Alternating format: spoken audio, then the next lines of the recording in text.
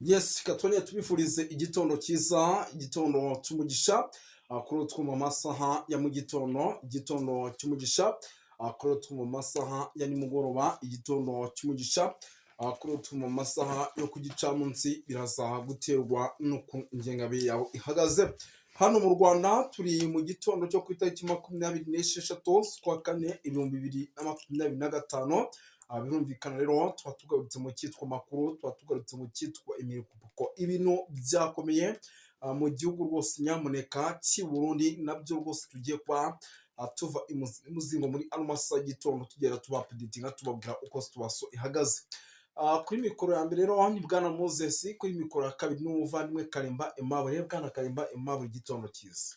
Igitondo cyiza, igitondo cy'umugisha Bwana Moses, igitondo cy'umugisha kandi ku bakunzi ba Dunia Nikote TV.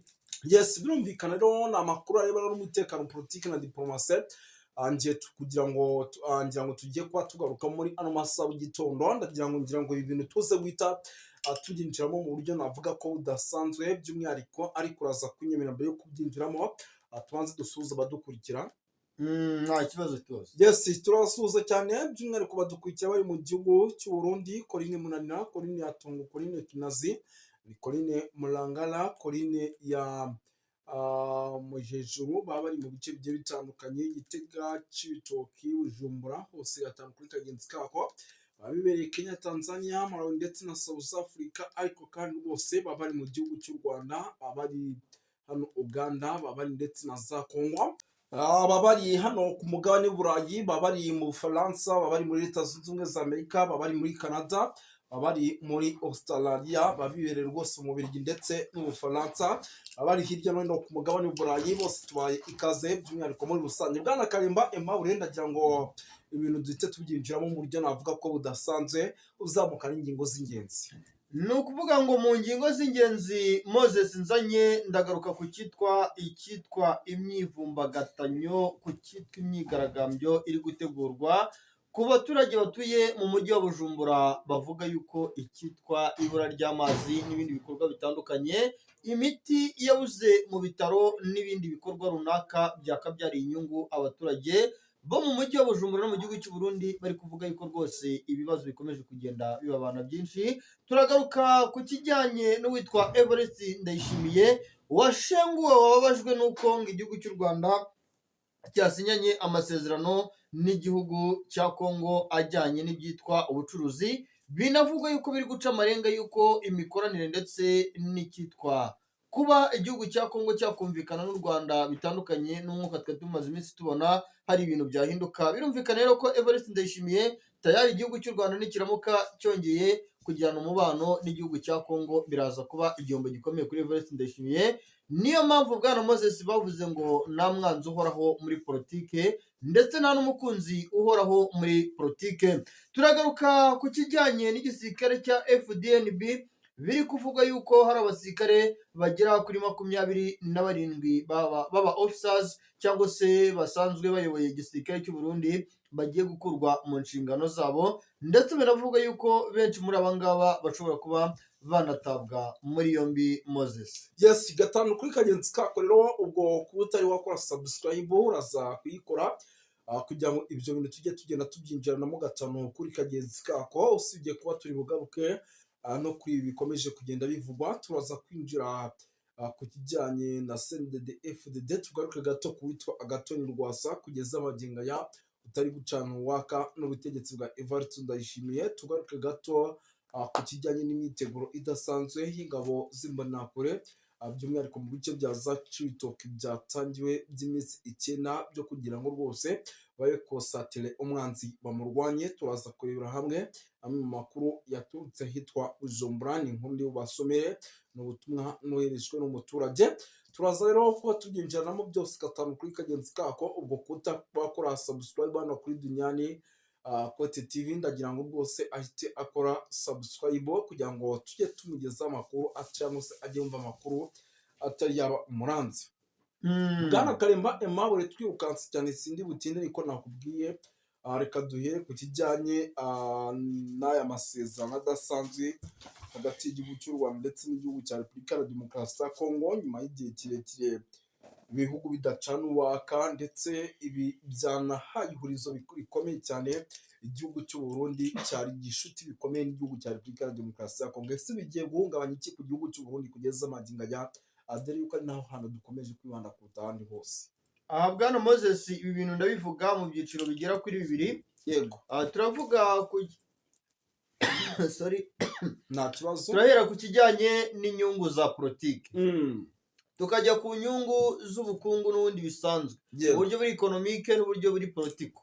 Ibi ni ibintu bitandukanye ariko nanone bifitanye isano kandi rya hafi. Yego, uyu Evariste Ndayishimiye ni umuntu mbere agifata ubutegetsi bw'igihugu cy'u Burundi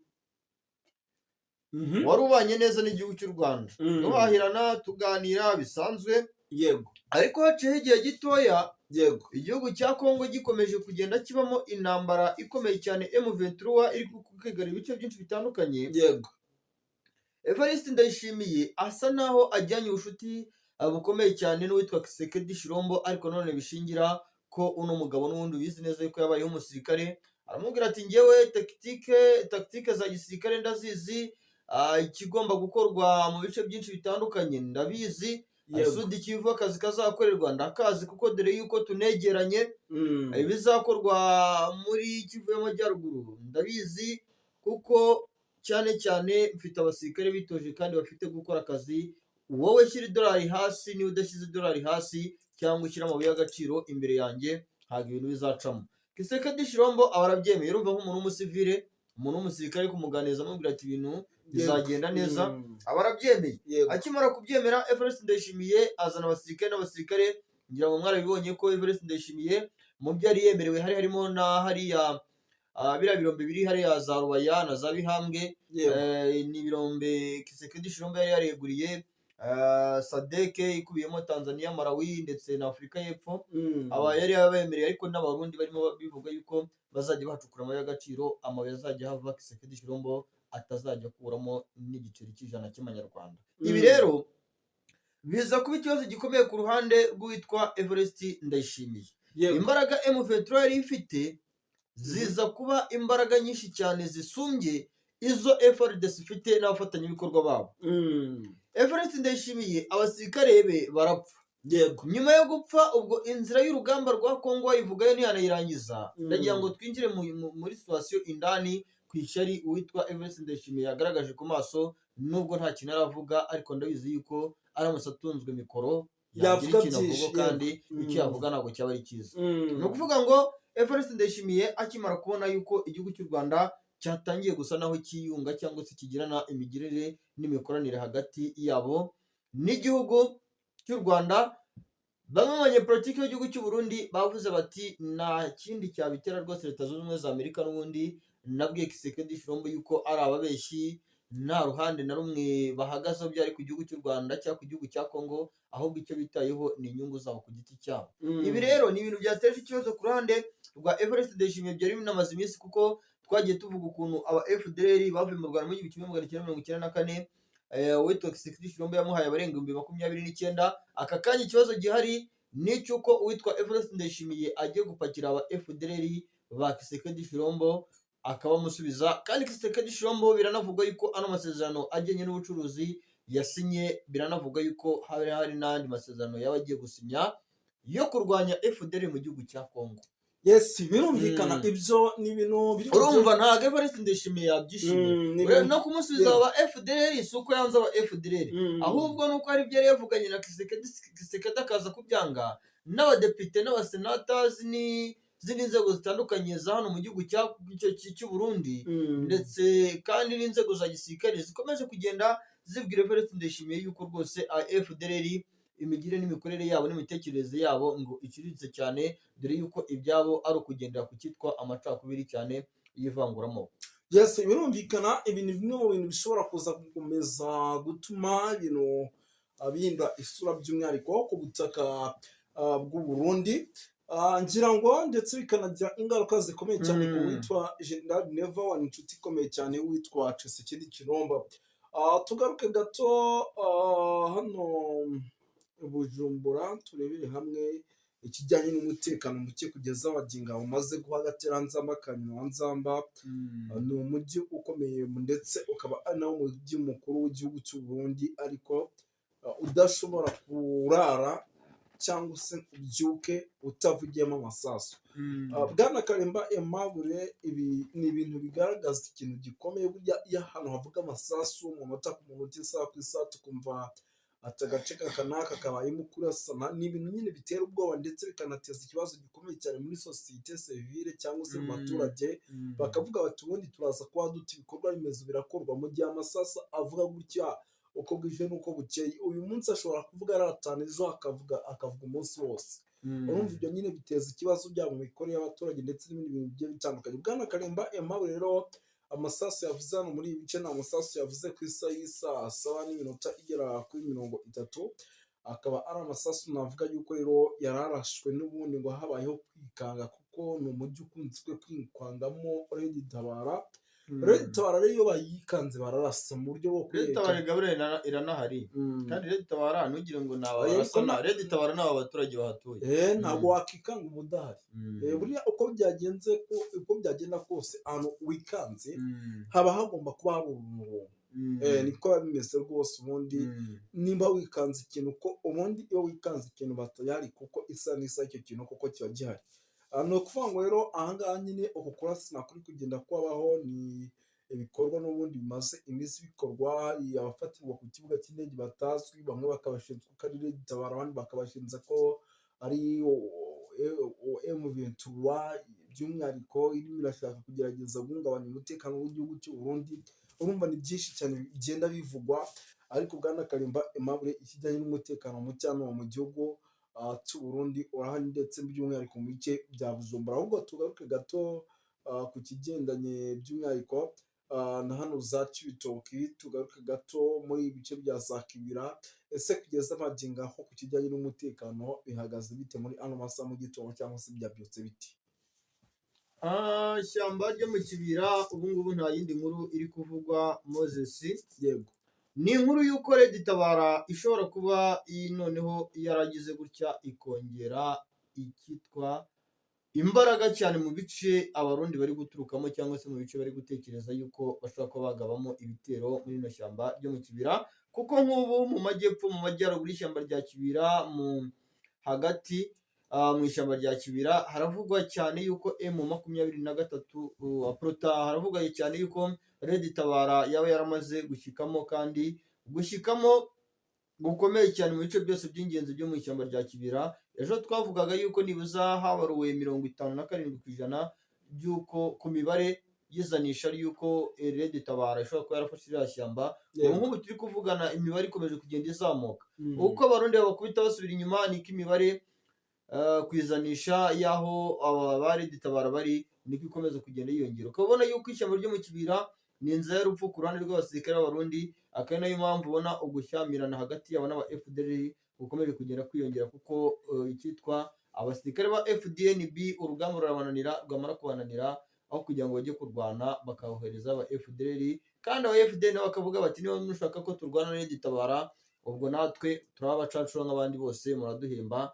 Nabo bakavuga se turabahemba iki? Nibyo batwemereye kuduha kuko tubacumbikiye tutarabihawe. Ukabona yuko ari ikibazo, kandi kikaba ikibazo gikomeye cy'uko n'ubundi witwa Everest Ndayishimiye agicumbikiye n'aba FDLR benshi. Hari abahabanje bari mu gisirikare cya FDNB, binavuga yuko n'abarinda Everest Ndayishimiye buriya ushobora gusanga rwose hatabuzemo nk'imibare igera ku 15 nibuza kwizana, ushyize ku izanisha ry'abasirikare barinze uwitwa Everest Ndayishimiye. Ukabona yuko ari ikibazo gikomeye, ariko cyane situasiyo hano mu Kibira ho situasiyo yo ni urupfu ku ruhande rwa FDNB, situasiyo yo ni urupfu ku ruhande rw'abariya basore rw'imbonerakure. Dukomereze Cibitoki wo kugeza amagingo ya naho mu kanya nakiraga amakuru y'umuvandimwe ambwira ati abasirikare ni benshi, amasasu menshi, imyitozo ni myinshi iracyakomeje kugenda yumvikana. Gusa amasasu arimo agenda ahavugira arimo aratera abaturage ubwoba, bakumva ko igikuba cyacitse, ariko nako yaba abasirikare b'abarundi bakaguma kubihanganisha, by'umwihariko Bwana Karimba Aimable, tugaruke gato ku kijyanye na CNDD FDD kugeza amagingo itari gucana uwaka. Ese birashoboka ko aba bagabo baramutse bashyize hasi bakunga ubumwe bashobora kongera kwegukana amatora? Ese birashoboka yuko aba bagabo kubera guhangana kuri hagati yabo bishoboka yuko hashobora kuza kuvukamo ikibazo tukabona amatora nta muntu yegukanye, by'umwihariko mu ishyaka rya CNDD FDD nyamara bari bafite amahirwe? kugira ngo no ku bahanga bw'ibyuma baze kugenda banatubwira iminota. Yego, tukomeza nta ku kibazo. ruhande rwa CNDD FDD ho nta kindi kintu kiri kuvugwa, nta kindi kiri kugaragara, bitewe n'uburyo bubatse politike yabo cyane ishingira mu gucamo ibyiciro cyangwa gucamo ibice abaturage b'igihugu cyabo, bitewe n'ukuntu bubatse politike cyane y'ivanguramoko, ukabona ukwikunda abanyepolitiki b'igihugu cy'u Burundi bafite, cyane cyane Evariste Ndayishimiye washyizwe mu mibare y'abaperezida bafite ubutunzi bwinshi, ariko nyamara abaturage be baraharindimuka. Ukabona yuko iri shyaka rya CNDD FDD ho kuba ryaguma ku butegetsi ho ikijyanye n'ubutegetsi bwa hano muri Afurika ho ni ikintu tumenyereye yuko umuperezida ashobora kuba yafata intebe, ariko kugira ngo azayiveho akaba yayikurwaho n'isasu cyangwa se n'ikindi kintu runaka ku mbaraga. Na Evariste Ndayishimiye rero biragaragara yuko ariko bizagenda, kuko kugira ngo azare kuri ubutegetsi Moses ni ibintu bigoranye hakurikije ibimenyetso birenga ibihumbi n'ibihumbagiza bikomeje kugenda bimugaragaraho, ariko nanone bikagaragarira mu bikorwa abamurwanya bakomeje kugenda bongera cyane mu kongera ingufu mu gukora propaganda cyane mu baturage, kugira ngo arebe uburyo ki neza nibuza abaturage bahomokera cyangwa se bakumva uburyo witwa Evariste Ndayishimiye ari kuyobya, ari no kororeka ubuzima bw'abaturage b'igihugu cy'u Burundi. yaragerageje biranga, agerageza kugenda rwose agaragariza abaturage urukundo, ibintu byinshi nyine arimo aragenda agerageza. Biriya yatangaga tunga, atanga n'umuceri. Ubwo umuturage uramuhereza akawunga, umuhereze n'umuceri, ejo bundi narwara mu nda abure ibitaro ajya kwivurizamo, abure umuhanda azagendamo agiye kwivuza, umwana we nta shuri afite ryo kwigamo, nta nirwo rukundo. Ni ikibazo gikomeye cyane, kuko n'abaturage bo mu Kirundo najyaga numva baramugaya cyane, bavuga ko ari umugabo mubi cyane rwose, kandi nawe urabibona. Kandi iyo agaruka ibibazo usa naho abyikoraho rwose akabyegeka kuri bamwe mu bayobozi ba hano muri Afurika y'Iburasirazuba, yakomeje kugenda asa naho ariyo titire ku ruhande rwe. Yes, Bwana Karimba Aimable, reka tugushimire dusoreze aha ngaha. Nakoze cyane.